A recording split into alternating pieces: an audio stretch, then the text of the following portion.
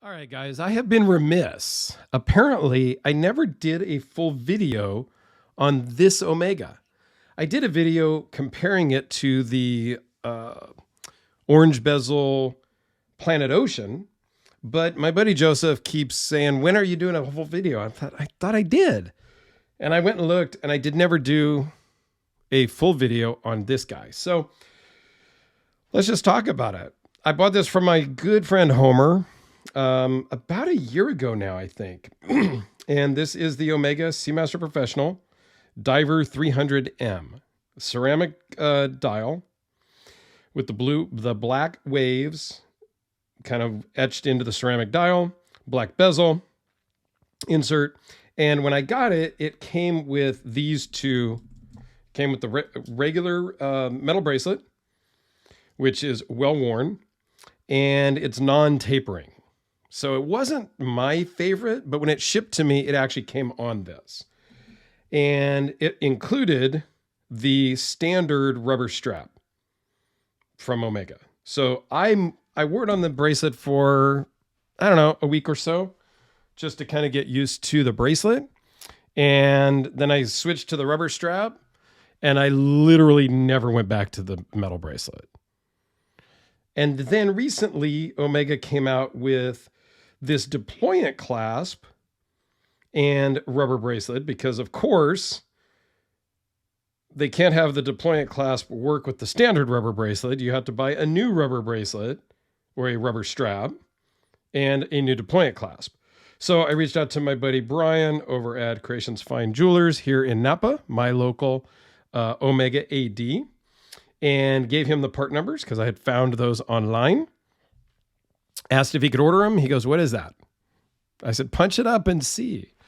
Because I didn't know if it was a boutique only item. And he punched it up and he goes, "That's cool." And he ordered them up. And I don't know. I think one of the items came in because it comes separate. You can buy just the buckle or just the strap.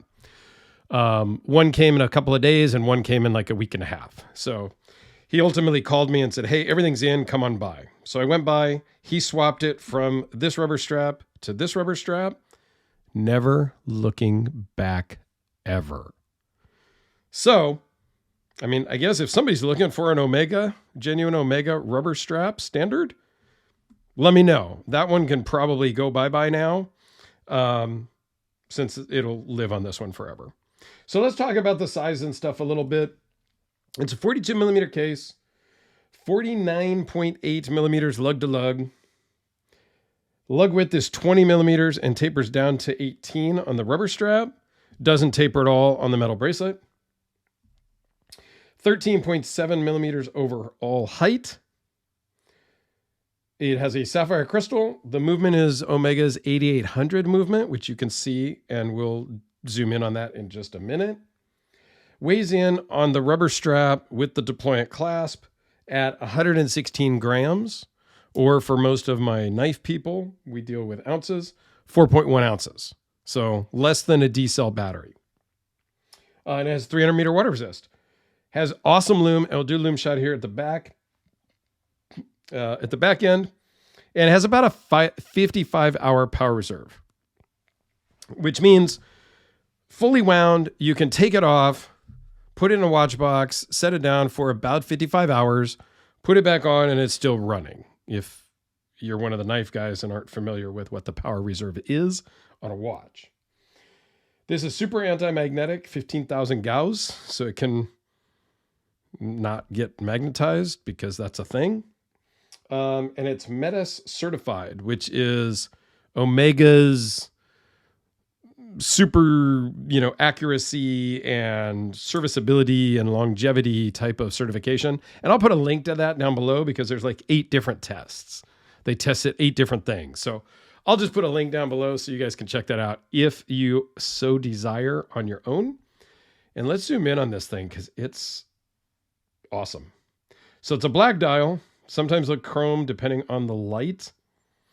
Now this one is a little bit banged up, and some of the banged up was there when I got it from Homer.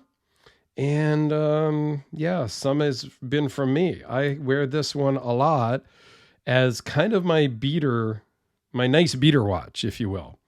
I wear this a lot working on the car.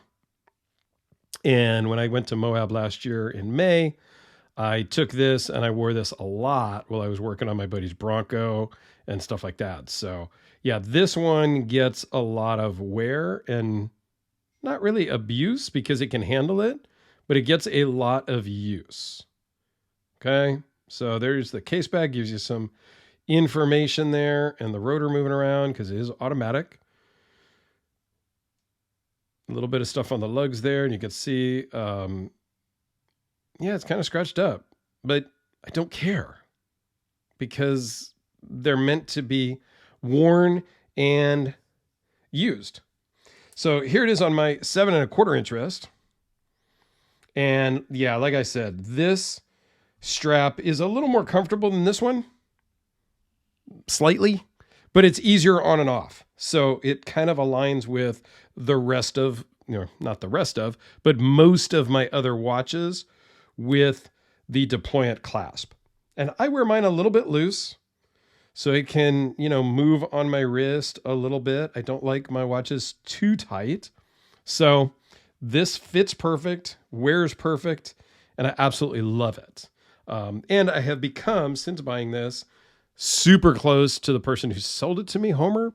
And so that just makes this watch even that much more special to me. So give you a little size comparison next to an SKX.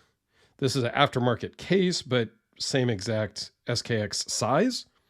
And this is a